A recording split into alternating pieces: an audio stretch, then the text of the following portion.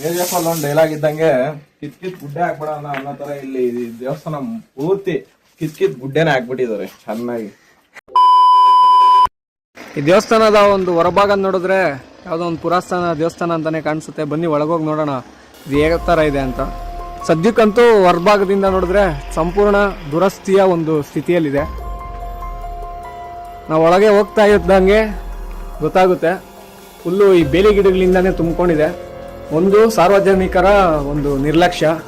ಇಲ್ಲಿ ನೋಡ್ಬೋದು ಅವರ ದಿನನಿತ್ಯದ ಒಂದು ಕಸನೆಲ್ಲ ಎತ್ಕೊಂಡ್ಬಂದ್ಬಿಟ್ಟು ಈ ದೇವಸ್ಥಾನದಲ್ಲೇ ಹಾಕ್ಬಿಟ್ಟು ಇದನ್ನ ಒಂದು ಕಸ ವಿಲೇವಾರಿ ಕ್ಷೇತ್ರವನ್ನಾಗಿ ಮಾಡಿಬಿಟ್ಟಿದ್ದಾರೆ. ಮತ್ತೆ ಬನ್ನಿ ಹಂಗೆ ಮುಂದೆ ಹೋಗೋಣ.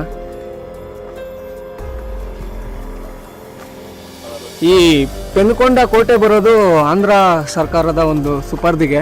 ಅವ್ರು ಆ್ಯಕ್ಚುಲಿ ಇದ್ರ ಬಗ್ಗೆ ಒಂದು ಕ್ರಮ ಕೈಗೊಳ್ಳಬೇಕು. ಯಾಕಂದರೆ ಇನ್ನು ಒಳಭಾಗದಲ್ಲಿ ನೋಡಿದ್ರೆ ಈ ದೇವಸ್ಥಾನದ ಆವರಣನೆಲ್ಲ ಫುಲ್ಲು ಅಗೆದು ಬಿಟ್ಟಿದ್ದಾರೆ. ಏನಾನ ನಿಧಿ ಶೋಧ ಏನಾನ ಮಾಡಿರ್ಬೋದೇನೋ ಗೊತ್ತಿಲ್ಲ. ನೋಡಿ, ದೇವಸ್ಥಾನ ಒಂದು ಕಾಲದಲ್ಲಿ ಫುಲ್ಲು ಗತವೈಭವದಿಂದ ಮೆರೀತಾ ಇದ್ದಂಥ ಒಂದು ದೇವಸ್ಥಾನ ಸದ್ಯದ ಪರಿಸ್ಥಿತಿ ನೋಡಿ. ಮತ್ತು ಈ ವಿಗ್ರಹಗಳು ಕೂಡ ಅಷ್ಟೇ ಫುಲ್ಲು ಮುರಿದು ಬಿದ್ದ ಒಂದು ಸ್ಥಿತಿಯಲ್ಲಿದೆ. ಈ ಗೋಡೆಗಳ ಮೇಲೆ ಒಂದು ಸುಂದರ ಕಲಾಕೃತಿಗಳಿದೆ. ಈ ಕಂಬಗಳ ಮೇಲೆಲ್ಲ ಹಳೆಯ ಕಾಲದ ಕೆತ್ತನೆ. ಆದರೆ ಈ ಮಾಡ್ರನ್ ಕೆತ್ತನೆಗಳು ನೋಡ್ಬೋದು. ಅವ್ರಿಗೇನು ಮಾಡೋಕ್ಕೆ ಕೆಲಸ ಇಲ್ವೋ ಏನೋ ಗೊತ್ತಿಲ್ಲ. ಈ ಹಳೆಯ ದೇವಸ್ಥಾನಗಳು ಮತ್ತು ಇತಿಹಾಸ ಇರೋವಂಥ ಕ್ಷೇತ್ರಗಳಲ್ಲಿ ಬಂದ್ಬಿಟ್ಟು ಅವ್ರವ್ರ ಹೆಸರು ಬರೆದ್ಬಿಟ್ಟು ಅವ್ರವರು ಲವ್ ಸ್ಟೋರಿನ ಬರೆದ್ಬಿಟ್ಟು ಹೋಗೋವಂಥ ಒಂದು ಚಾಳಿ. ಏನು ಮಾಡೋಕ್ಕಾಗಲ್ಲ.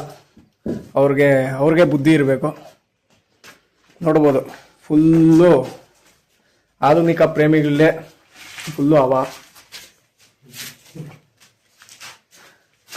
ಮತ್ತೆ ಹಾಗೆ ಮುಂದೆ ಹೋದರೆ ಒಂದು ಗರ್ಭಗೃಹ ಸಿಗುತ್ತೆ. ಮುಂದೆ ಹಿಂದಿಂದೊಂದು ಕಾಲದಲ್ಲಿ ಇಲ್ಲೊಂದು ಮೂಲ ವಿಗ್ರಹನೇ ಇರ್ಬೋದು. ಆದರೆ ಈ ಕಾಲದಲ್ಲಿ ಏನೂ ಇಲ್ಲ ನೋಡಿ. ಫುಲ್ಲು ಪಾಳು ಬಿದ್ದ ಒಂದು ಸ್ಥಿತಿಯಲ್ಲಿದೆ. ಸದ್ಯ ಒಂದು ನರಸಿಂಹಸ್ವಾಮಿ ಒಂದು ಫೋಟೋ ಇದೆ ಅಷ್ಟೇ. ಇಲ್ಲೂ ಕೂಡ ನೋಡ್ಬೋದು ಎಲ್ಲ ಕಸ ಎಲ್ಲ ಹಾಕಿ ಫುಲ್ಲು ಹಾಳು ಮಾಡಿಬಿಟ್ಟಿದ್ದಾರೆ ಜನ. ನೋಡಿ,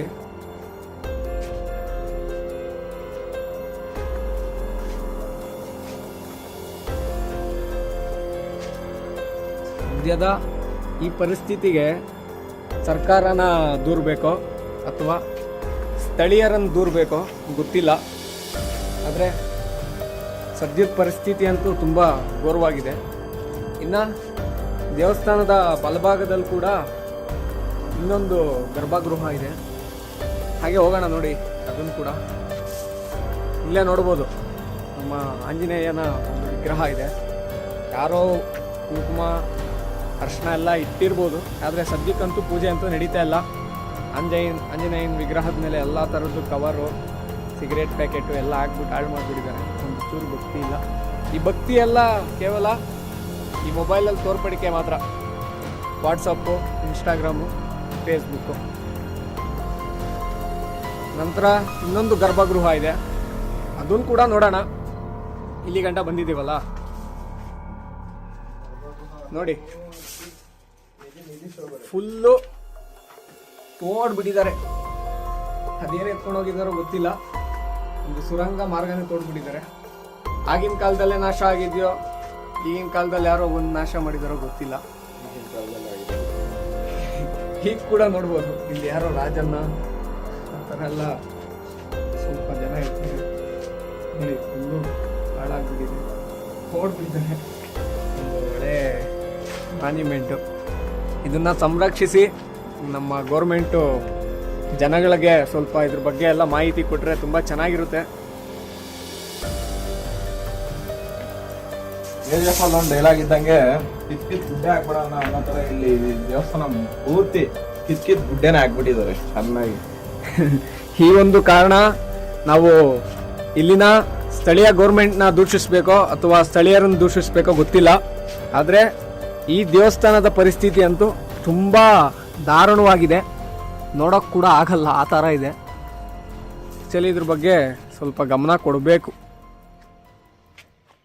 ಪೆನ್ಕೊಂಡ ಹಿಲ್ಸ್ ಏನಕ್ಕೆ ಫೇಮಸ್ ಅಂದರೆ ಪ್ಯಾರಾನಾಮಿಕ್ ವ್ಯೂ ಮತ್ತು ಒಳ್ಳೆ ಸನ್ರೈಸ್ ವ್ಯೂ ನೋಡ್ಬೋದು ಅಂತ ವಿಸಿಟರ್ಸ್ ಮತ್ತು ರೈಡರ್ಸ್ ಹೆವಿ ಬರ್ತಾರೆ.